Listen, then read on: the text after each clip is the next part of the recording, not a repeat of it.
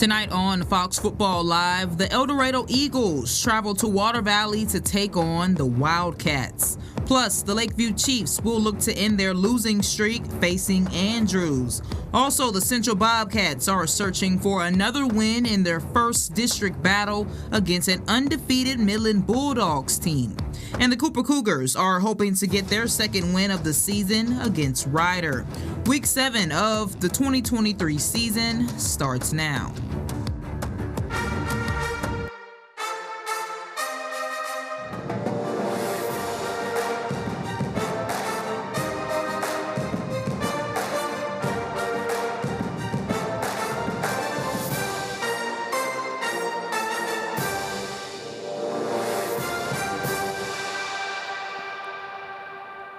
Welcome into Week 7 of Fox Football Live. I'm Marissa Stubbs alongside Damien Bartonic. Damien, listen, we got to talk about it because there's 4 weeks left in the season. How you feeling tonight? How you feel about the rest of the season? The season has gone by so fast. Yes. I think what has just shocked me is not only like, I know it's like a cliche thing like, oh, high school football, district play, it intensifies, right? Right. Oh, man. These games tonight, yesterday, oh my goodness. They're on a whole nother level, man. District play is no joke, West Texas, at all. So I'm excited that we at least made it all the way up until Week 7. We still got a long way to go, especially now the district is here. But hey, let's get the fun going. Let's do it. All righty, now West Texas, remember that we cannot do the rest of this season alone, which means if you have any highlights or big plays you think we should show throughout this season, feel free to send it in. You can text us at 325-655-6006. All righty, now the first matchup we're going to take a look at are the Lakeview Chiefs versus Andrews. The Chiefs are entering district play just like everybody else. But coming into tonight facing Andrews, head coach Hector Guevara believes that if they don't attack early on in the game, things could go left. There's no secret they run the ball. They change their offense to the slot T, and they do a good job. So we got to minimize, big plays on their part and do our best doing so. We know that they're going to be tough, and there's no secret about that. They have a strong tradition in football. We just got to play our game and be confident when we're out there.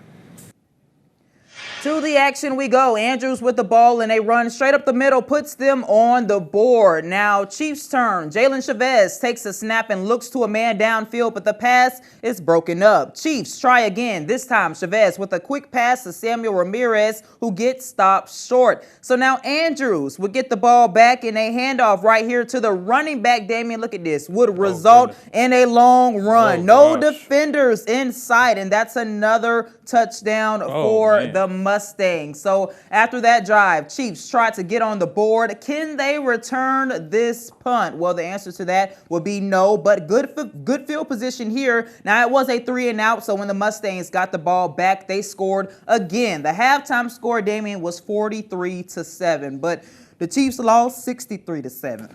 Oh, goodness. I feel like we've been rooting for these Lakeview Chiefs to just get one win. And listen, I each time I go to the press conference, I'm like, Coach, what will it take to get your offense to click? And he says the same thing. We got to handle the ball. But 63-7 in district play is not handling the ball, if we're going to be honest. Yeah, well, not only that, too, they won the first game. And, a big thing coming into the season was they wanted to instill that Lakeview pride. That's what they all talked about.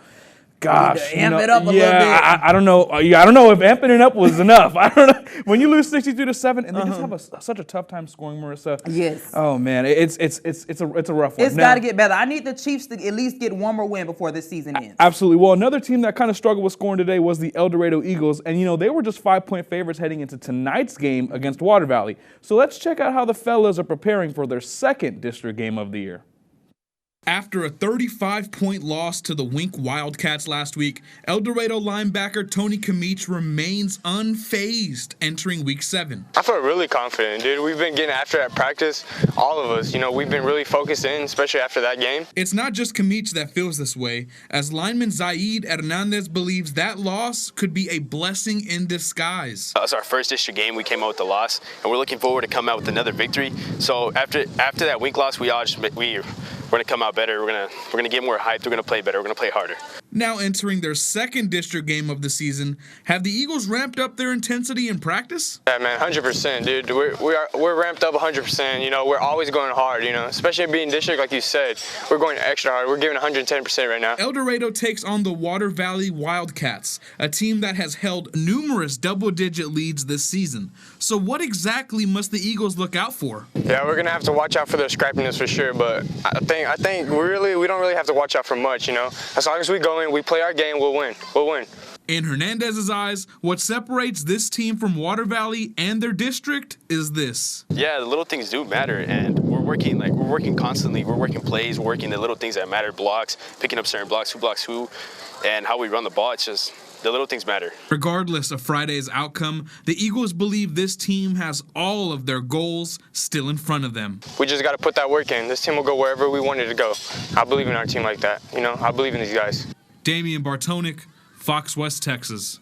Now, Marissa, I said in the 6 to expect the intensity, right? This is just the third play of the game. Wildcat quarterback, Anthony Quintana. He's going to pick up the first down. But I did a little freeze frame for y'all. Look at this. This is Quintana over the bleachers, over the Gatorade cooler. Out of bounds. I know that's crazy. But look, that's not it. Look, this is the first possession for El Dorado. Look at that. Rumbling, bubbling, rolling him right out of bounds. Now, this is the same drive for the Eagles, right, that we just saw. Running back Elazar Hernandez. He's going to be weaving his way through the traffic. And he's going. He's running towards me. I'm getting scared. He's diving for the pylon. Is that a touchdown? Look what happens. The referee, he's waving it off. He's gonna say, holding. Look, holding. It cancels it. Yes, exactly. Third down now. Same drive for the Eagles. Ethan Elias picks up the first down. Now both teams got in their own way in the first half. There was a lot of issues with fumbled snaps and stuff like that, Marissa. And until late in the second quarter, that's when actually, teams started scoring in this game. And ultimately, it was El Dorado who picked up the W.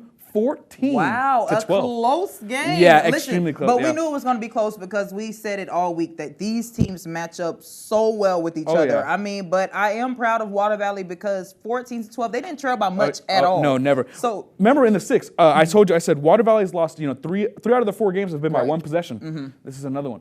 4 out of their 5 losses are by one possession. That is insane. A win is coming, Wildcats. But let's go ahead and check out some final scores from tonight. Now, first, we have the Paint Rock Indians who suited up against the Blackwell Hornets. The Hornets came out on top 38-24. Oh, goodness. This next one right here, Brownwood. These Brownwood Lions. The Big Spring Steers. I'm sorry, Big Spring, but someone had to lose this week, and I guess it was Brownwood, 56-7. All right, now let's go over to Jacksboro and Eastland. This one was a good one, but Jacksboro came out on top 49-24. Nice. And now, West Texas, stick with us because coming up after the break, we will check in with the Central Bobcats.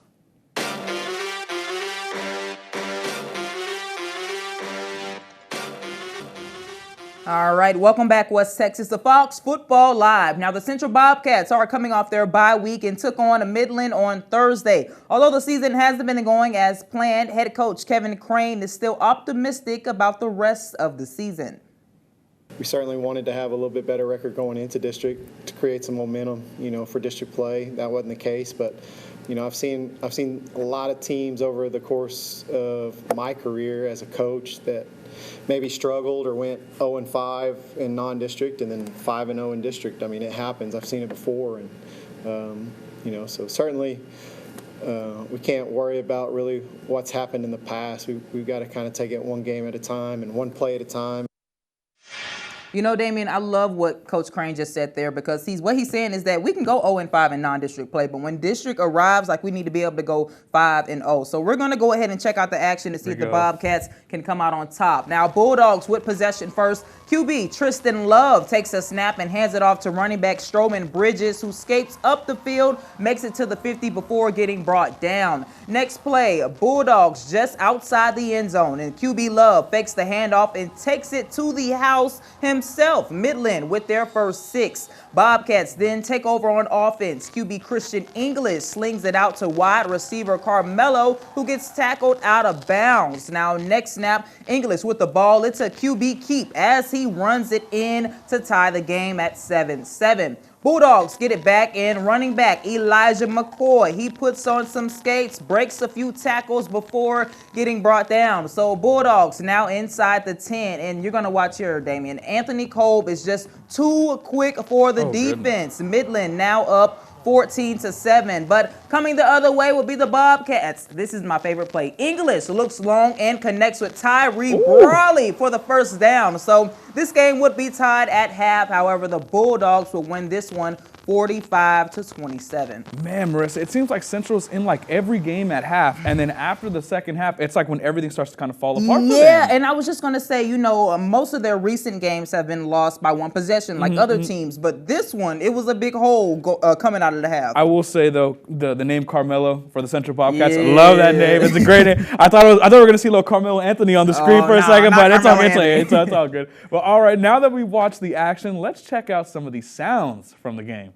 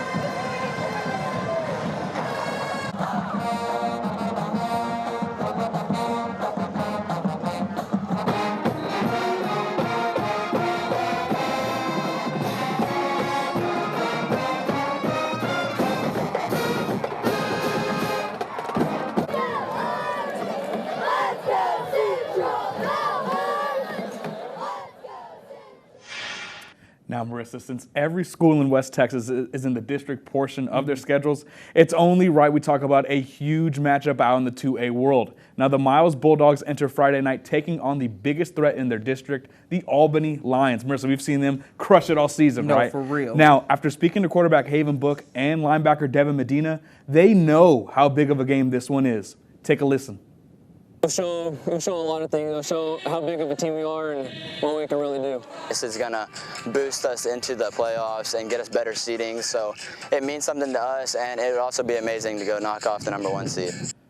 Now we're going to take a look at this one. Albany, 41-0. Now, this hurts me a little bit because whenever I left Miles, the coach told me, he said, I hope to see you next week after that win. And it just hurt me listen, when right you go in out the heart, there next man. week, just, you know, just how you doing, coach? I Just don't- ease in there, I'm you know. so- You yeah. don't want to come out straight out the gun. What happened, coach? Just how you doing? You know, how your day going? But Yeah. hopefully they can rebound from this loss because Absolutely. I feel like the best time to, you know, gather your team and get yourself together is after a loss. You got to go out Yeah. there and show them, you know, who you are as a team. Absolutely. So listen, West Texas, one of our favorite segments, Mic'd Up, is finally here. So let's take a look at the sounds from this week's coaches. Have your eyes up. Just always being ready. Don't be looking at the ground. Always eyes up. That way, if you see him coming, just go ahead and take him. Okay, you know, goal line, we would stay with it. Hey, six, Kevin.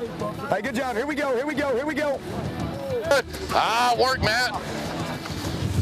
Hey, if you see him coming, you know he's coming. You know, I've got to be flat, and then I've got to work my hips. Good job, fellas. Good job on the nub. Hey, great job. That became a nub. Good call. Good. Read that guy. Don't forget to read that guy. You'll follow. Okay, here we go, guys. Hey, on one. Ready, break. Let's go. Hey, here we go. No mistakes. Got to work your feet. You know where we're running the ball. We know we got to get our butt to that side. Very good. Good job. Mix slide. Giving you a lot of respect. Look at that. Get him! Hey, this is Wildcat back here. This is Wildcat. Spinning dimes. Hey, on one. Ready, break. Rip it. Go! Good! Oh, it's not. He's X. This is corner over right here, Snow. Bad made. If you look here, you don't got to ask nobody. If your eyes are on the sideline, go. Cut! It's not one back. I will have a safety on the edge. Play 10. Bad made. If you look here, you don't got to ask nobody. If your eyes are on the sideline, go. Cut! Omaha, Brown, this isn't goal line. It is nub, though. Y'all are right. We Omaha, and it's nub. Hey, Wig, there's 19 dudes. Get mass on this side of the ball. Snowman, who you looking at? Now let's take a look at some of these scores, y'all. Starting with Clyde, 60 to Vernon, 36. Now, hey, the shout out to those Clyde Bulldogs. I'm going to be out there next week. Shout out to y'all. Okay. Listen, now we go over to the Tuscola Gymned Indians. They faced off against Bowie. That score of the final score was 34-6 with the Indians coming out on top. Man, Gymned is doing so well this year. Yes. All right, this next one right here, the Brady Bulldogs, 38 to San Angelo TLC, who put a nice little run up before this one. You know, let's not get it twisted, but unfortunately they fell short to Brady tonight. Most definitely. And I was just going to say, Brady is also one of those teams that you got to watch out for when district play comes, because as much, I'm pretty sure TLCA went out there and played their hearts out, but Brady is just that good of a team. So was Texas. Listen, don't touch that remote, because after the break, we have more action coming your way.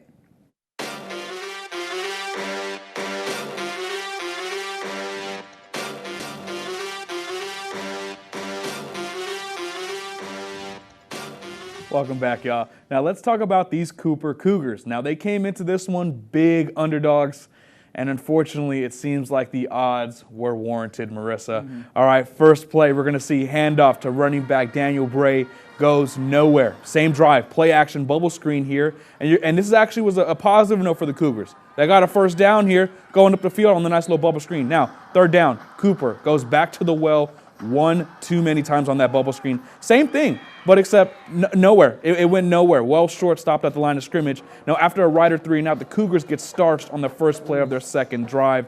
And this one was a defensive one early as the Cougars try to put something together on offense, but it was just too much to overcome as a sack gets there right there. Now, after the punt, 0-0 score, Rider quarterback Joe Castles darts it to wideout Michael Johnson as they walk into the red zone. Next play, handoff to running back Kenji Johnson, who carries a few defenders to put his team in third and manageable. And to convert, Castles hits Cohen Maroney for the first. And ultimately, the Cougars would score here, and they would end up winning this one 42-21. No, they would. You said winning, but the Cougars lost this one. But Yeah. it was Yeah, tough because it was just like Ryder. I don't know too much about that team, but obviously we know the defense is lethal. Okay, Yeah. so shout out to the Cougs. I know they're on a 5-game losing streak right now, but hopefully, just like everyone else is going through those tough trials, hopefully you can come back and get a win next Absolutely. week. Well, I was going to say, too, it just seems like this year in West Texas high school football is weird, right? Like Yeah. Central losing a lot of games. Yeah, You know, some of Cooper- the best teams. Yeah, what are you going to do, you know? Listen, we love getting to know the players, and we know you do at home too. So let's go ahead and check out Week 7's Q&A segment. Haven Book quarterback. All right, bro. So I asked your teammate, if you had one meal for the rest of your life, what would it be? One meal. I'd probably say some like chicken wings and some like mashed potatoes with gravy, probably. Devin Medina, I'm a running back and a linebacker. All right, bro. Who's your favorite NFL team? It's the Green Bay Packers. Who's your favorite player? He's not on the Packers anymore, but it was Devontae Adams. Tony Kamich, outside linebacker, and slot. All right, bro. I know you like to mess around, have a good time. Yeah. Hey, bro. Outside of yourself, who do you think has the best drip on the team? Me, that's a tough one. You know, I'm gonna give it to two. I'm gonna give it to Ethan, Elias, and Jason Cabarrus. I'm Logan Thomas. I'm a defensive end at Wall High School. All right, Logan, what is your favorite part about playing defensive end? Just kind of being that edge force. It's fun. You have a big responsibility, and I like filling that role. All right, if you could play any other sport other than football, what would it be? I think it'd be hockey. I feel like it's just football on ice. So. Right, okay. Zaid Hernandez, right guard, right tackle, and the end. Perfect. So tell me, who is your favorite NFL team? So my favorite NFL team would have to be the Dallas Cowboys, of course. Unfortunately, okay. Who's your favorite player? So my favorite player right now would be, I think it would have to be Tony Pollard. Tony Pollard. Okay, that's a great pick. Who do you think is going to be the NFL MVP? I think Micah Parsons would be the NFL MVP. Oh, okay. Who's your favorite NFL player? NFL player. I don't know, man. Probably Patrick Mahomes because he went to Tech, and I'm a Tech fan, so I'd say Patrick Mahomes probably. What is your favorite holiday and why? Probably Christmas. You just get to spend time with your family, and I love it. Okay. Favorite NFL football player? Probably Micah Parsons. Okay, Michael Parsons. I mean, he's a great player. So, is your favorite team the Cowboys? Yes, it is. Okay. How do you feel about Jordan Love? He's young. He has a lot of work to do, but he's gonna fit in pretty soon. Perfect. Okay. Tell me, what's your favorite post-game meal? After like the pep rallies and stuff, my grandma usually makes me little hamburgers, cheeseburgers, and I just smack on them. What's your favorite post-game meal? Post-game? Yeah. I think probably like a burger, you know, from my friends' grandmas. She makes some really good burgers. Jason's grandma, yeah, she makes some fire burgers. Who on this team has the best drip? Who on this team? Well, I'd have to say me and myself as a lineman. I'm pretty drip, you know. Okay. Other than that, I feel like it'd have to be Jason Covarrubias. Now, West Texas, we're almost to the end of the show. I like some of those answers, Marissa. Yeah. The chicken wings and mashed potatoes is a little weird. But I know, right? That's weird. But coming up, we're going to check out some last final scores and look ahead to next week.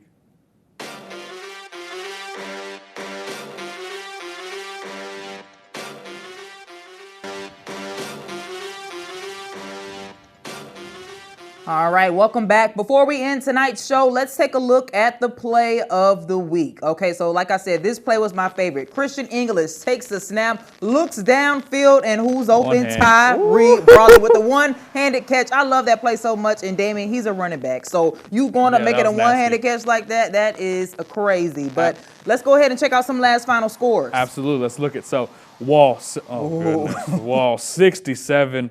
Great Creek 0. Let's just go to the next one. I don't want to. Okay. We don't have to talk about that one. Okay, so now we got Ballinger Bearcats. They suited up against the early Longhorns. That score was 35-0. Okay, next one right here, the Ozona Lions. A tough one. That was a close one. Ozona 36, Sonora. One heck of a club, 49.